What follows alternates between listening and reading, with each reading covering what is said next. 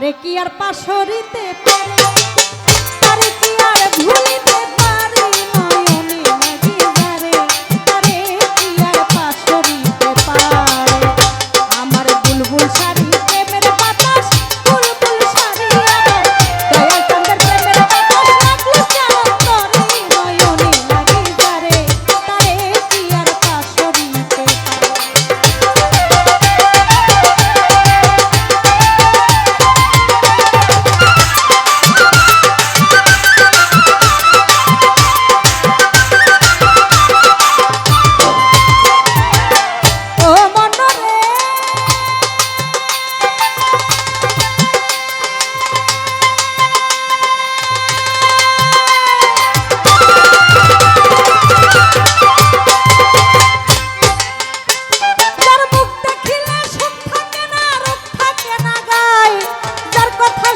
দুনিয়ার কথা ভুল করিয়া যায়, যার মুখ দেখিলে সুখ থাকে না রূপ থাকে না গায়ে, যার কথা শুনলে দুনিয়ার কথা ভুল করিয়া যায়।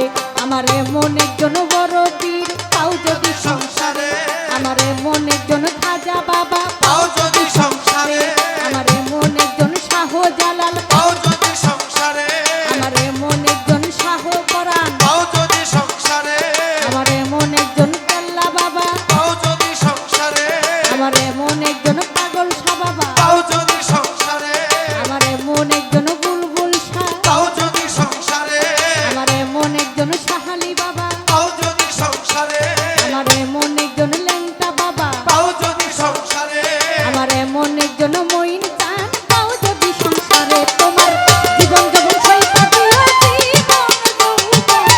জীবন যৌবন সইপা দিও চরণের উপরে নয়নে লাগি যারে, তারে কি আর পাশরি।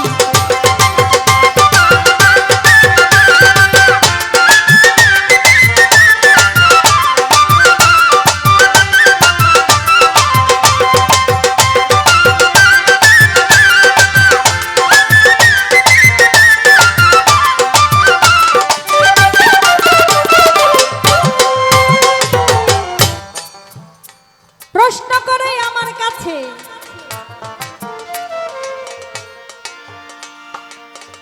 আমি বলেছি ভাই ভক্তিপূর্ণ সালাম আমি সবাইকে জানাই। এখন প্রশ্ন হলো ভক্তি কত প্রকার, কেন ভক্তিপূর্ণ সালাম আপনি জানাইলেন? বলি বেনাসরে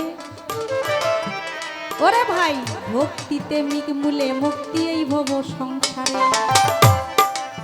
জালালউদ্দিন খান একটি গানের মধ্যে আছে, দেখলে ছবি পাগল হবি ঘরে রইতে পারবি না, দেখলে ছবি পাগল হবি, ভক্তি ভরে রাখিলে প্রাণ পানি হয়ে যায় রে পাষাণ, ভক্তি ভরে রাখিলে প্রাণ পানি হয়ে যায় রে পাষাণ, নূরের ওই তাজেল্লি নিশান দিল করিয়া দেয় ফানা, দেখলে ছবি পাগল হবি ঘরে রইতে পারবি না, দেখলে ছবি পাগল হবি।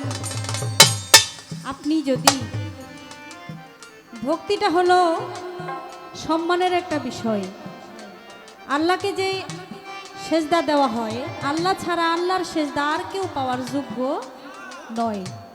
ওলি আল্লাহরাও সম্মানী সেজদা পায়, সেজদা নিয়ে নয় ভক্তি।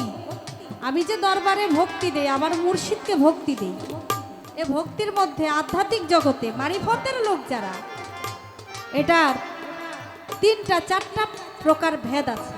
তার মধ্যে প্রথম হলো আবদিয়াত ভক্তি, তাজিমি ভক্তি, তাহাম ভক্তি, সম্মানী ভক্তি, যেটা আপনি আপনার গুরুজন যারা তাদেরকে আপনি দিতে পারেন ভক্তিপূর্ণ সালাম। ভক্তিটা হলো আজিজি মিনতি, এটা আপনি আজিজি মিনতি একটা মানুষকে যদি আপনি আপনার এই মানুষটার সাথে যদি একটা দ্বন্দ্ব যদি আপনার থাকে, আপনি তার কাছে গিয়ে যদি তার সামনে গিয়ে যদি আপনি আজিজি মিনতি করে ভক্তিপূর্ণ সালাম দেন, ওই মানুষটার মন গলে যাবে, ওই মানুষটা আপনাকে একটা গালিও দিবে না।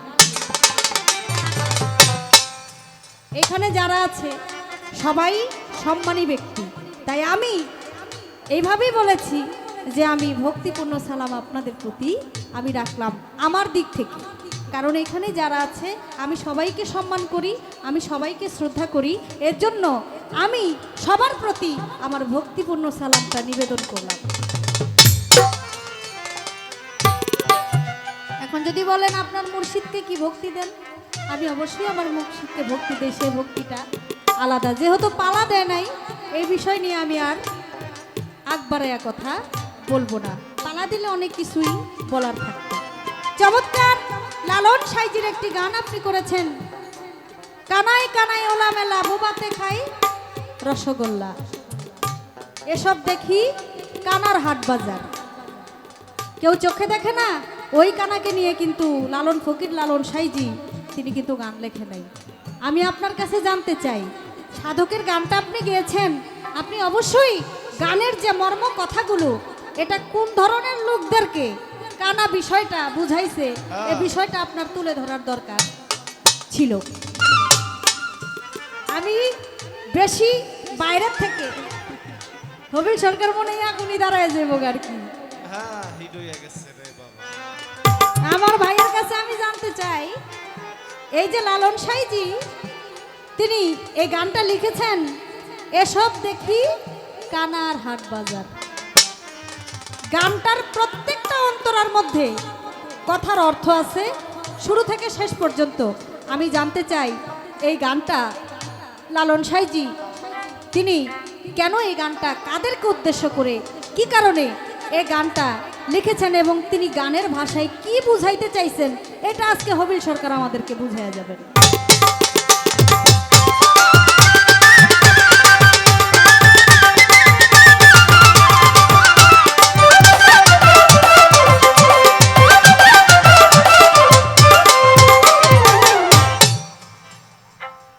তার একটি গান আমার মন থেকে আমি রাখি, যে দরবারে এসেছি।